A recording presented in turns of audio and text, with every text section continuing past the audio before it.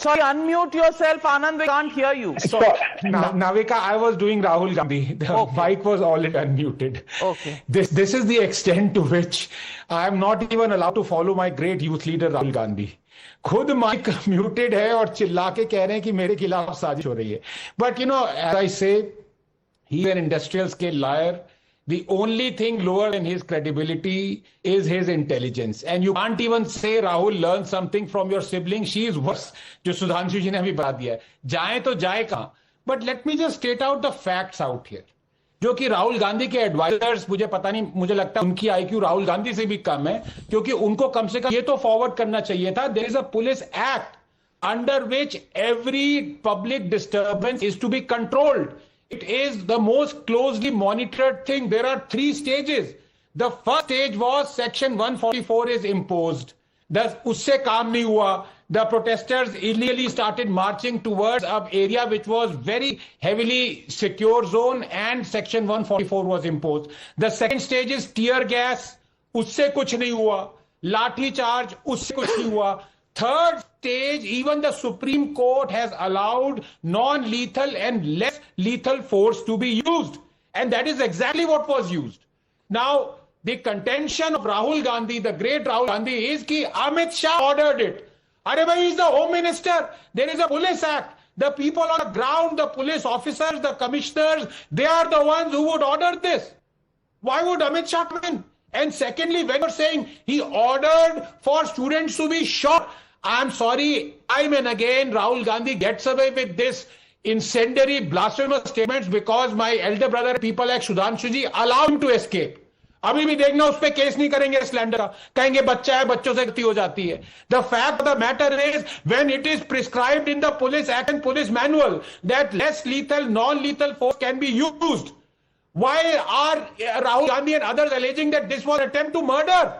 He is still saying it was culpable. What do you mean the culpable thing is here? You are adhering to what the police manual says. Otherwise you refute me. आज refute कर दो कि ये steps follow हुए. तभी कह रहा हूं Navika, this is a non-discussion. The only saving grace is that for a change, first time I am seeing a congressman on the panel, Mr. Sangma, who is not a dynast. And he is so much more intelligent immediately by virtue of not being a dynast than Rahul Gandhi. 3 cheers for Mr. Sangma. Absolutely. The question here is, there has to be substantiation. And let me get in the member of parliament from the Telugu Desam party. I want to ask you, sir, there are not 1 or 2, but there are several points that Rahul Gandhi made. He said the Home Minister is abroad. The Home Minister is not abroad, very much in the country, very much in the parliament. That statement was made. The shooting statement was made. The idiot statement was made. The 30-car cavalcade statement was made. I just want to ask you, is this really a time only for a debate? Or do the issues of students actually matter in parliament? It didn't seem like. It was point scoring, of course, by Rahul Gandhi over and above the Cockroach Janata Party protest, but also by the treasury benches who were more involved in, making Rahul Gandhi sit down and not speak rather than get into the real issue at hand.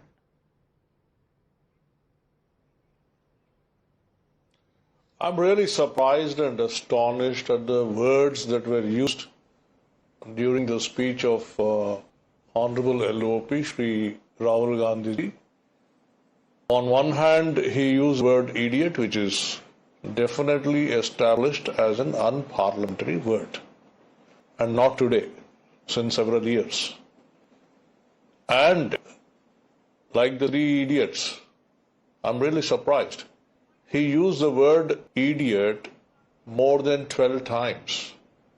In spite of so many requesting from different members in the chambers of the Lok Sabha that please do not use unparliamentary language. That was not going anywhere. He wouldn't listen. He went on saying idiot, idiot, idiot, idiot, taking the excuse of some story, and he mentioned that 12 times, 4x of 3 idiots. I'm really sorry. It is not the way we should go. Then, next, what he mentioned is the Home Minister, Mr. Amit Shah ji, has given shooting orders. Shooting orders where, when, why? How did he see?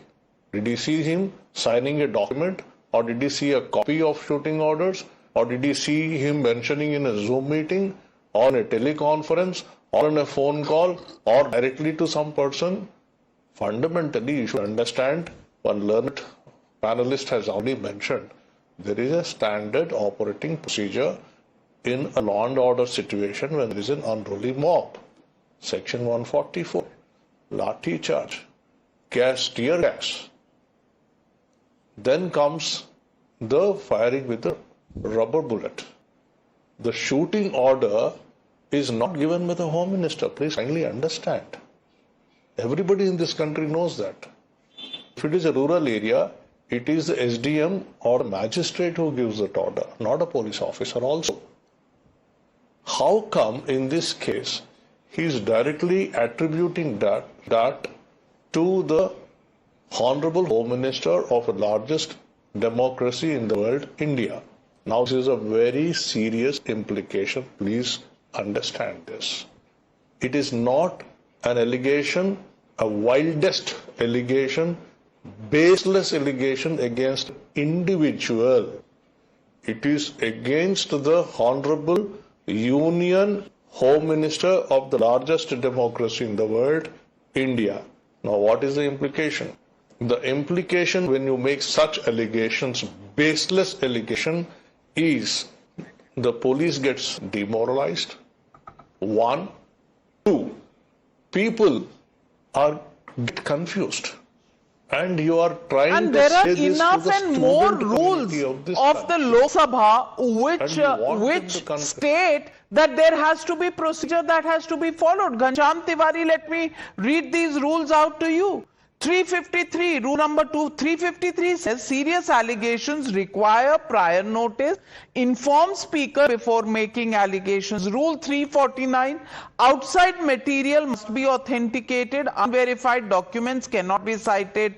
And rule 368, proof can be demanded in the House. Speaker can seek documents quoted by members. So you require, if you're making an allegation that shooting was ordered, you're taking the name of the Home Minister, evidence has to be presented on the floor of the House, number 1.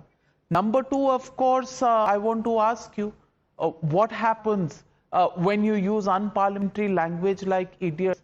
Does it really add to solving the problems of the students, or does everything get diverted because of the choice of words? Good evening, Navikali, to you, the esteemed panel, and every viewer of Times Now. You and I would have spoken probably 1,000 times in various debates in the last 10 years. I want to show you something. Please bear with me for 10 seconds. Can you see this? Can your viewers see this? I want to show you this. What you see here is exactly what we saw in Parliament. An empty chair. In fact, 2 empty chairs. One was Mr. Amit Shah, the man who's accused of ordering firing on students, pet guns, who's accused that his police, who is under his command, tore the clothes of our girls, committed atrocious vulgarity on our girls. Not one BJP MP in the entire Parliament session that we heard express regret. Not even regret, forget apology. We saw 2 empty chairs continuously. One was General Shah, other is Prime Minister Modi. Why were the chairs empty? What rule in the Parliament says that the Home Minister will be absent? Every student, every parent, and I appeal to every member of Parliament here. Every student and every parent watching this program wants this answer from Amit Shah. Is he an accused or is he incompetent? Because the brutality was committed. Our daughters were tortured. Vulgarity was posted on them. Our children with nails on lathis, their heads were broken. They had to go to hospital. We all saw images of them crying. How can we sit here as members of Parliament and say Amit Shah was not there, it was fine? There is no way for Amit Shah to excuse himself. His son will run IC, which is a multi-lakh crore empire. Every BJP MP's children today, these cabinet ministers, Rajnath Singh was there. You tell me, Sudhanshu ji has been working with Rajnath Singh ji. Which rule in Parliament in the history of India has said that a sitting defense minister can lie in Parliament on martyrdom of our soldiers? Which rule book will say that the education minister will only come in when his name is asked with respect to Bilkis Bano? Which rule book will say that the entire discussion happened with the idea that we must preserve the future of our country? And the Prime Minister will be absent. So tell me, was that the issue of debate? If you wanted to discuss such a wide range of topics, did you float that debate? And I don't know what you're showing, Anand, Ranganathan, before I get in Sudhanshu ji. ये क्या है? मैं कह रहा हूँ 50 रुपए काटो over acting के. Anand, just 1 minute, please. One minute, please. Did he float? For three days. This government continuously told the opposition, come and debate.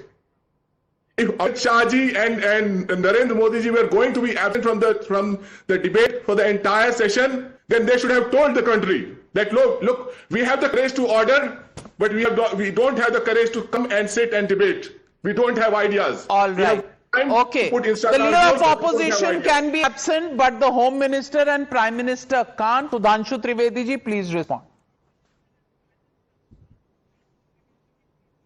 The learned spokesperson like Mr. Tiwari, I am unable to understand how foolish and dramatic he uses to go. Now listen, Mr. Tiwari. The rule says that whenever a bill is discussed, only the concerned minister has to be there. And the concerned minister is Mr. Jiten Singh, who tabled the bill. So you are lacking the basic understanding of the rules and procedures of the parliament. And so emphatically trying to give theatre, this empathy chair, that empathy chair, this and that. साहब आप ही तो वो लोग थे कहते थे कि गोली चली अयोध्या में तो नृपेंद्र मिश्रा हुआ the principal secretary to CM means chief of the staff of CM, he decided to do. R.K. Singh was home minister, he decided to arrest Advani ji, and now you are saying that Amit Shah ji has decided that